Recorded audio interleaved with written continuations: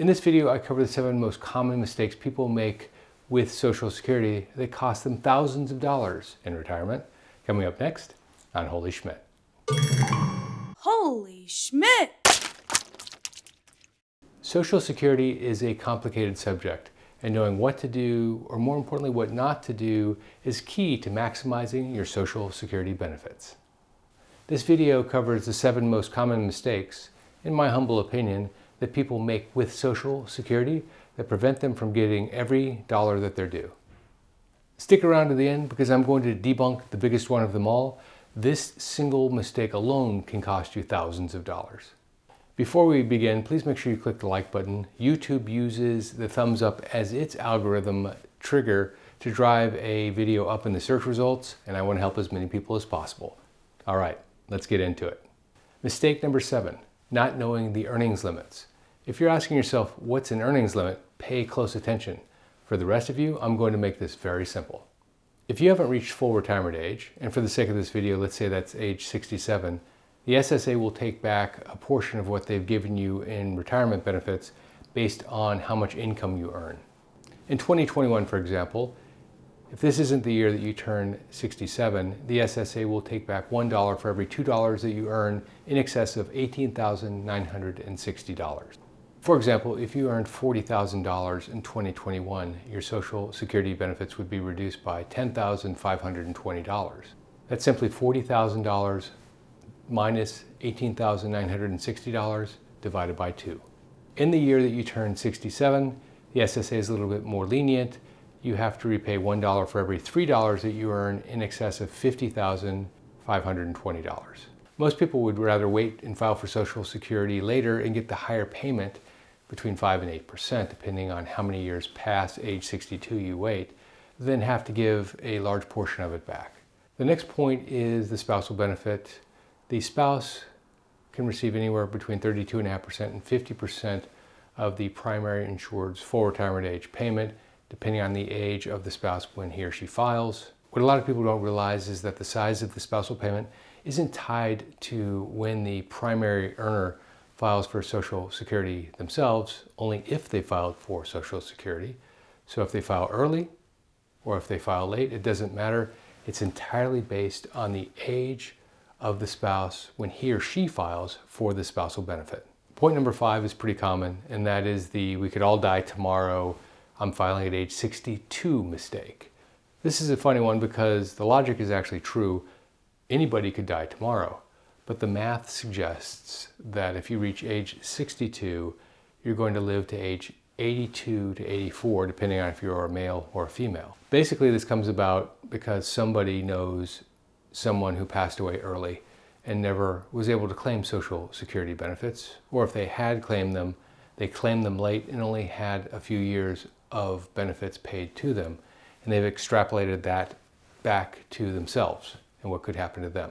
We don't actually know when we're going to pass, unfortunately, but as I said before, if you've made it to age 62, the tables say that you're likely to make it to age 82. These people say they're going to live life large and enjoy life while they still can, rather than worry about what might happen in the future. But I almost always get a different answer when I ask the question, do you think you'd feel the same way at age 88 as you do at age 62? And just going through the math, at age 62 you get 70% of what you would receive at full retirement age, again age 67, and at age 70, if you wait until age 70, you get 124% of what you receive at age 67. This means that the recipient receives 43% more at age 67 than they would at age 62, and 77% more at age 70. Somewhere in there is the right age for you, but it may not be age 62. I don't get into politics on Holy Schmidt. It's just not good for business. But I will point out one of the most common erroneous comments that are made here on the channel is that immigrants come to the United States for free Social Security. That actually can't happen, because to qualify for Social Security, you need 40 quarters of earnings during your lifetime, and those earnings have to be the type where you actually pay into the Social Security fund. In other words, they have to take out Social Security taxes. They don't have to be consecutive quarters. You could work for 3 months, take the next 3 months off, and then do the same thing again, and again over 80 quarters, but you do need 40 quarters, that's 10 years of work history in order to qualify to get a Social Security check. Also, you need to earn a certain minimum per quarter. In 2021, that amount is $1,470 in a single quarter. It's a pretty easy number to hit. So know that if you're not paying into Social Security for 40 quarters, you're going to miss the mark and not qualify to receive Social Security. So check with the SSA and see what your work history looks like. You don't want to miss it by 3 or 6 months. Point number 3, another mistake is to think that everybody gets paid the same Social Security payment in retirement. They don't. The SSA uses your earnings history, and they use that to calculate what your Social Security payment is going to be, and it's based on your best 35 years. The theory is the more you earn, the more you contributed to Social Security, so the more you should get paid back from Social Security when you go into retirement. For most people, when they entered the workforce, they didn't earn very much. And so their contribution to Social Security would have been quite modest. As time went on, they got promoted, they got raises, and they continued to earn more. This means if you're like most people, your last few years of earnings and your contribution to Social Security during those years is a lot higher than your first few years of earnings and contribution. So if you retire early, you're probably leaving a higher payment on the table. On the flip side, if you have 35 good years of work history behind you and think you're going to continue to grow your Social Security payment by working part-time, that's probably not actually true. Remember, the SSA takes your best 35 years. Part-time work after 35 good years doesn't change the payment at all. By the way, if you don't have 35 years of work history, the SSA will put zeros in for the remaining years to get you to 35 and use that as your base. Too many of those and your Social Security payment will drop significantly. If you want to know more about this, I have a video out on how to calculate your Social Security payment, and I'll put a link in the description. By the way, I recently signed up for Instagram. I post information about Social Security there as well. It's different information than what you see here. It's short, it's bite-sized, it's very quick and easy to consume. I'd love it if you follow me. All you need to do is go over to Instagram and look up _Schmidt list. That's my handle, and it's also called Holy Schmidt. Now back to the video. Point number 2 is understanding the taxes on Social Security using a calculation called provisional income. The rules around taxes and Social Security are quite confusing. This is because there are actually 2 sets of rules. There's the federal rule and there are the state rules. And people often get those 2 confused.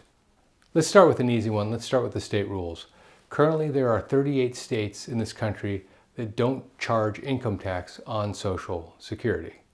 If you live in one of those states, remember that that doesn't mean the federal government doesn't charge income tax. It just means that there's no state tax on your Social Security payment. This is a big point of confusion with people and often the source of a surprise bill from the IRS at the end of your first year of receiving Social Security benefits. Also, if you don't live in one of those 38 states, you might want to consider moving. State tax on Social Security payments can be significant, and with 38 states in this country willing to forego receiving tax payments on your Social Security benefits, there might be a better place for you to live. Now, federal tax on Social Security. The IRS can tax up to 85% of your Social Security payment depending on what your provisional income is. What is provisional income? Well, it's the sum of your AGI, your adjusted gross income, plus municipal bond interest, plus foreign earnings that are not necessarily taxable here in the US, plus your Social Security payment, 50% of your Social Security payment. If you add all of that up and that totals more than the provisional income thresholds, you owe the IRS tax on a portion of your Social Security payment.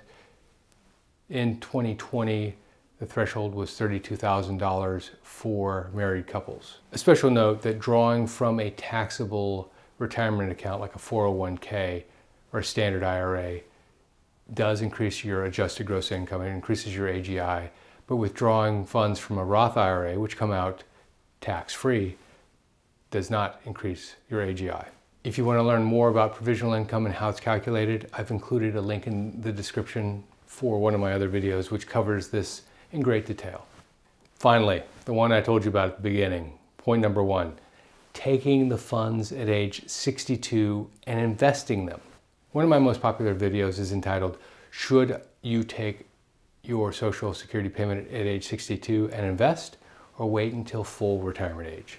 I recorded this video because there are stalwart Social Security evangelists out there who swear by the fact that you should take your Social Security payment at age 62 and invest it, and they say you'll always come out ahead. And they say it with conviction, so a lot of people believe what they're saying. They almost always cite a 5% return on the investment and state that if they pass away early, there is an account filled with an investment amount that they can pass on to their heirs. Usually it's their spouse, sometimes it's their children. So let me take you through the math. You can check it on my website, holyschmidt.com/62invest. If you took Social Security at age 62, the average payment, at least in 2021, for a 62-year-old is $1,189.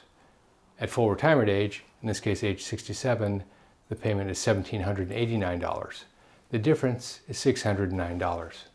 $1,180 a month times 12 months times 5 years, earning 5% per annum, comes out to $80,361 more at age 67 than if the recipient had waited until age 67. So at age 67, they have $80,361 sitting in a nest egg. Now, assuming you still get 5%, you can draw down $609 per month, that's the difference between the two payments, at age 67, and come out ahead up until age 82 years and 10 months. By the way, the actuarial tables say that males live to age 82 on average and females live to age 84 on average if they make it to age 62. So it's about break even if you look at pure math. Of course, some people will live longer and some people will live shorter. But here's the problem. At age 62, if you're not spending your Social Security payment, how are you going to live? Are you going to work a few more years? Well, if so, remember the earnings limit, because if you earn more than $18,960 in 2021 anyway, you're going to have to give a portion of that money back. Let's say the answer is no, and you're just planning on living off of your retirement savings, so you're going to withdraw money from your 401k. Remember the last point on provisional income, taking money from your 401k adds to your adjusted gross income and also makes your Social Security benefit taxable if it becomes too large. Also remember that these are your youngest of your retirement years, and a lot of people want to do things like travel in the early stages of retirement, and the limits set by provisional income probably won't let you do too much of that. Finally, some of the age 62 evangelists talk about the time value of money, but they've got it actually backwards. Let me explain. They say that the big jumps you get, the 5 to 8% per year increases that you get, aren't really that big because of the time value of money. First, let me point out that the 5% return that they all cite includes the time value of money. You don't get 5% plus a TVM adjustment on top of that. You sort of get it on your $1,180 because that payment is adjusted every year for inflation with something called COLA. That's the cost of living adjustment. But if you check back at age 63 on the payment that you receive at 67, it's not $1,789 anymore. That forecasted payment also goes up with a cost of living adjustment. And the same thing happens at age 64, 65, and 66. So unless you're planning on earning a higher return than 5%, and a higher return means higher risk, in order for this to work, you'd have to not work past age 62, not draw income from taxable sources such as a 401k, not live past 83, and be disciplined enough during all of that not to spend anything that you receive from the SSA. Oh, and the 5% return, in most cases, you're going to have to pay taxes on that. If you'd like to see more of me, please make sure you click subscribe and notifications. I work very hard to get what's happening out there in the world of Social Security and to here for you. And by clicking subscribe and notifications, you'll get notified as soon as I post a video. Also, check out this video on the average net worth of a 62-year-old. Some of the numbers are quite remarkable, some not so much. This is Jeff Schmidt. Thanks for watching.